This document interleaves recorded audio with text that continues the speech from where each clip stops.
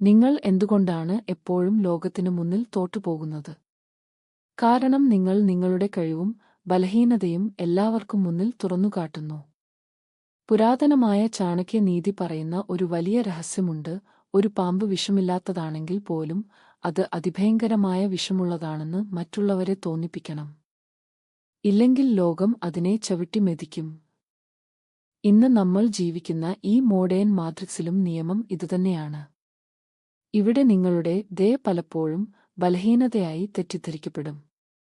നിങ്ങൾ അമിതമായി വിശ്വസിക്കുന്നവരാണ് നിങ്ങളെ തകർക്കാൻ സാധ്യതയുള്ളത്.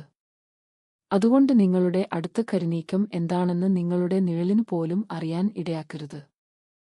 മാട്രിക്സിലെ കളിക്കാരനാകുക, വെറുമൊരു കരുവാകരുത്.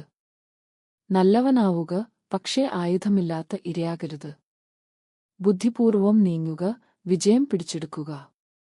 കൂടുതൽ ചാണക്യ തന്ത്രങ്ങൾക്കായി ഇപ്പോൾ തന്നെ ഫോളോ ചെയ്യൂ.